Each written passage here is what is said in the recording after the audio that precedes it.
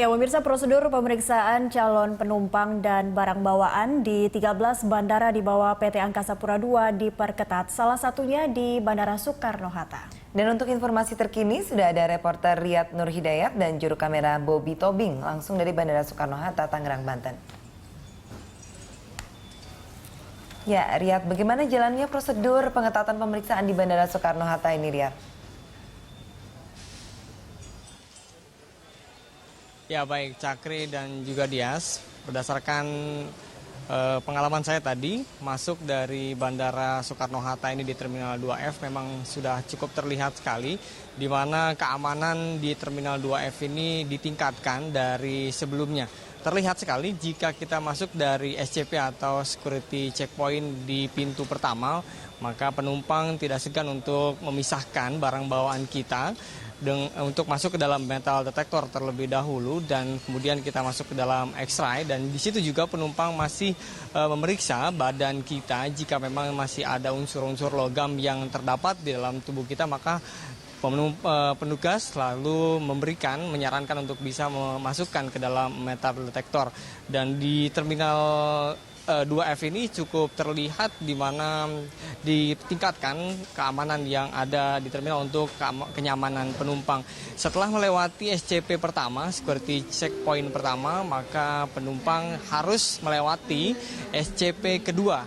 Dan tepat di belakang saya saat ini, Cakri dan juga Dias, saya akan menjelaskan bagaimana ditingkatkannya keamanan. Penumpang harus melucuti seluruh unsur-unsur logam yang ada di dalam tubuhnya, entah itu ikat pinggang, kemudian jam tangan, kemudian juga laptop, handphone, bahkan mungkin uang logam yang ada di dalam tubuh penumpang atau di saku penumpang harus dikeluarkan dan harus masuk ke dalam metal detector atau X-ray yang ada di Terminal 2F ini. Setelah masuk ke dalam metal detektor seluruh barang bawaan, maka penumpang diberikan waktu juga untuk kembali memakai ikat pinggangnya yang tadi dilepas sebelum masuk ke dalam X-ray. Dan di Terminal 2F ini saya menghitung ada sekitar 5 buah X-ray yang disiagakan oleh petugas Angkasa Pura. Adapun alasan mereka untuk menyiagakan 5 alat X-ray ini karena terlihat memang siang hari ini belum ada antrian yang cukup panjang di Terminal 2F ini. Berdasarkan keterangan yang kami terima dari petugas Angkasa Pura, mereka akan mengupayakan jika nanti terlihat antrian di Terminal 2F ini cukup panjang, maka mereka siap dengan 2 lagi yang petugas jika antrian terlihat panjang. Dan hingga saat ini proses yang ada di Terminal 2F ini cukup berjalan dengan lancar dan memang belum dilihat permasalahan apapun yang signifikan semenjak diberlakukannya sistem pengatatan yang ada di bandara sejak awal Oktober yang lalu. Cakri dan Dias. Iya, lalu Riyad, ini kalau kita lihat di belakang Anda sudah sangat biasanya pemandangan seperti ini jarang terjadi ya kita lihat ya, tapi belakangan mungkin 2 minggu belakangan ini jadi banyak calon penumpang yang melucuti barang-barang mereka yang ada logamnya. Nah, apakah ada tanggapan dari calon penumpang atau mungkin ada yang menggerutu atau merasa ini terganggu seperti itu? Seperti apa kondisi di sana, Riyad? Ya, baik. Ya, tadi memang saya sempat berbicara dengan beberapa calon penumpang yang ada di Terminal 2F ini. Pertama yang menjadi titik poin adalah mereka sangat menyambut positif dengan diberlakukannya keamanan yang ada di Bandara Terminal 2F ini atau di Bandara Soekarno-Hatta. Meskipun mereka mengaku sedikit kerepotan karena harus melucuti terlebih dahulu ikat pinggang mereka, kemudian jam tangan mereka. Namun sepertinya butuh adaptasi untuk bisa menyesuaikan tingkatan keamanan ini yang dengan penumpang.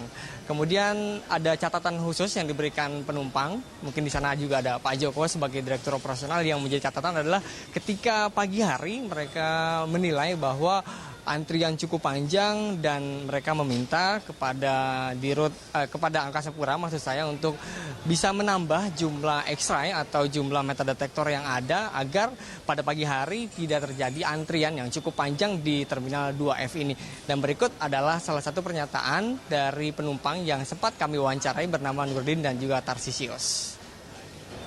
Ya mungkin kalau memang sangat penting untuk dari segi keamanan sih boleh-boleh aja gitu kan. Cuman memang ada juga sih dari segi kerepotan kita harus buka ikat pinggang lagi, pasang lagi itu aja masalahnya gitu. Setuju Ya? Setuju ya? Setuju sih, setuju. Setuju sih. Bapak menilai keamanan di bandara seperti apa, Pak?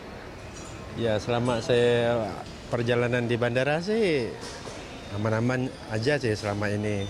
Cuma nggak tahu yang kalau lain waktu gitu kan. Oke, saya ngelihatnya lebih bagus ya peningkatan keamanan di bandara.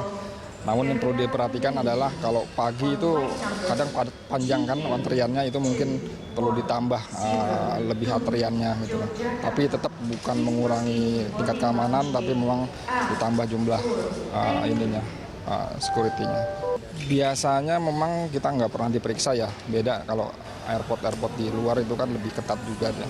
Kalau di Indonesia memang lebih. Ya baik Cakri dan juga dia, secara umum masyarakat atau calon penumpang di Bandara Soekarno-Hatta ini menyambut baik dengan ditingkatkannya keamanan yang ada di sekitar bandara. Mereka membandingkan dengan bandara-bandara yang ada di luar negeri yang sudah cukup ketat jika ingin masuk ke dalam pesawat. Demikian Cakri dan Dias.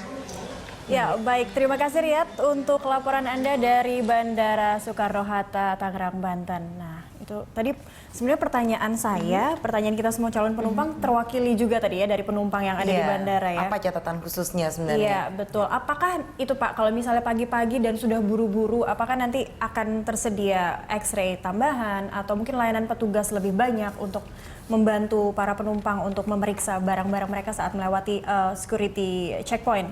Ya. Jadi sejak hari Minggu yang lalu kami sudah menambah 2 set X-ray dan walkthrough-nya yang semula adalah 5, kami sudah menambah 2 menjadi 7. Nah 7 ini kita harapkan bisa mengantisipasi traffic pada jam puncak. Jam puncak itu biasanya pagi dan sore. Nah sehingga kalau pagi 7-7-nya kita buka semua. Baik. Begitu sudah agak longgar, kita kurangi. Nanti sore kita buka lagi. Baik. Sudah, mudah-mudahan mencukupi.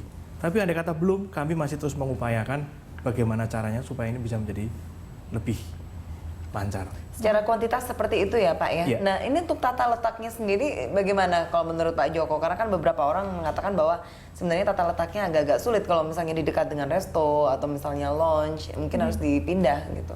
Ya, jadi begini. Kita sengaja menempatkan X-ray itu di tempat yang tidak ada kegiatan komersial, sehingga kita pasang di sana.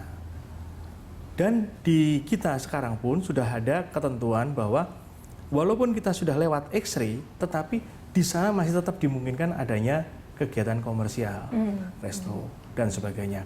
Dengan catatan tetap terjamin pemenuhan aspek keamanan dan keselamatan penerbangan. Jadi tidak ada masalah. Hanya memang nanti akan mohon dimaklumi kalau kebetulan ada restoran seperti di Terminal 1A. Setelah melewati X-ray, walkthrough tadi, di sana ada restoran. Mohon dimaklumi kalau di sana hidangan yang disajikan, sendoknya sendok logam tapi garpunya plastik. Oke, baik. Kemudian pisaunya kalau memang itu bentuknya seperti stick dan sebagainya, itu pisaunya plastik. Itu adalah konsekuensi daripada kegiatan komersial sesudah pemeriksaan X-ray, sehingga tidak ada yang lolos. Oke, baik. Nah, Bu Ellen, kalau misalnya melihat ini berarti akan memakan waktu calon penumpang untuk boarding, apalagi kalau misalnya mereka sudah mepet seperti itu waktunya. Nah, apakah menurut dari para penumpang sendiri dari masyarakat transportasi Indonesia, maskapai butuh kerjasama dengan pihak bandara untuk menambah jam boarding diperpanjang atau mungkin ada kompensasi bagi para penumpang karena harus melewati pemeriksaan? Pasti makan waktu seperti ini. Kalau saya pikir sih jangan sampai penerbangan itu terlambat karena kan kepentingan orang tuh beda-beda ya. Ada yang sudah memang harus sudah berangkat. Jadi delay itu jangan sampai terjadi karena ini, gitu ya. Oleh karena itu tadi betul ada penambahan X-ray dan juga kalau 2 kali. Saya antri terminal 1C, antrinya saja sudah 3 kali. Antri di depan, terus antri check-in, terus antri lagi masuk ke gate kan. Kenapa harus 3 kali gitu? Kalau bisa sih tidak perlu seperti itu. Dan terus pengaturannya. Dan kalau mereka yang terburu-buru atau waktunya sudah mepet, mungkin bisa disediakan satu khusus dengan sudah dilihat bahwa boarding pass-nya bahwa dia sudah terburu-buru, ada satu khusus untuk yang terburu-buru seperti itu. Oke, tapi nanti akan direvisi lagi ya Pak ya? Melihat ini akan dikurangi ya? Mungkin yang misalnya 3 kali menjadi 2 kali pemeriksaan saja. Jadi begini, sesuai dengan perkembangan peraturan bahwa pemeriksaan X-ray ketika mau masuk ke check-in area itu akan kita hilangkan. Prosesnya sekarang sedang dilakukan. Yang sudah siap dan sebentar lagi akan kita segera operasikan adalah yang di Aceh. Sehingga nanti bandara udara di Angkasa Pura II itu akan seperti Medan. Jadi check-in itu tidak ada pemeriksaan. Karena bagasinya setelah di check-in kan, baru bagasi itu akan diperiksa oleh petugas security. Jadi bukan tidak diperiksa, tetapi diperiksanya setelah check-in. Sedangkan barang kabinnya dibawa oleh penumpangnya, nanti akan diperiksa di SCP-2 tadi, X-ray yang kedua. Jadi X-ray hanya 1 nantinya. Mudah-mudahan Januari sudah mulai bisa kita laksanakan. Baik. Kami terus melakukan semuanya itu. Iya. Nah ini kan hanya baru berlaku di Angkasa Pura II seperti itu ya Pak ya?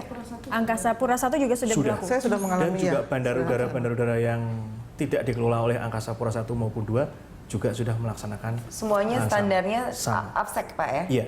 Itu apa-apa saja sih Pak? Misalnya tadi yang jelas adalah barang-barang yang mengandung unsur logam. Iya. Kemudian apalagi yang sekiranya nanti akan disita atau diambil oleh petugas? Ya, jadi yang mengandung unsur logam dan yang disita adalah yang berpotensi dapat dipergunakan untuk tindakan melawan hukum di atas pesawat. Itu tadi pisau, benda tajam yang panjangnya lebih dari 5 cm dan sebagainya. Dimana tadi kita temukan ternyata di kepala ikat pinggang itu terselip ada pisau. Di topi ternyata di dalamnya ada pisau. Bahkan sekarang dicurigai juga tas itu tantangannya itu ada pisaunya di situ. Nah ini satu yang tidak ada. Ini batu akik sebenarnya bisa juga ya, itu besar itu bisa untuk alat kejahatan juga Pak. Yang lainnya misalnya adalah seperti korek api. Korek api itu apalagi yang gas.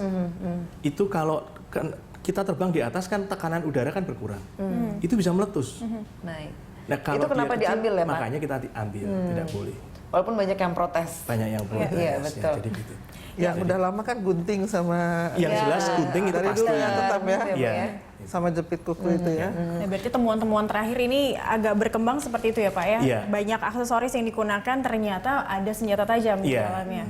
Jadi Itu yang menyangkut keamanan karena patut dicurigai ada tindakan kriminalitas. Tapi juga ada yang lainnya yang misalnya berbahaya menyangkut bagi Mengganggu penerbangan. penerbangan. Oke, misalnya kepabeanan atau kekarantinaan nanti kita akan bahas lagi lebih lanjut setelah jeda pariwara berikut ini.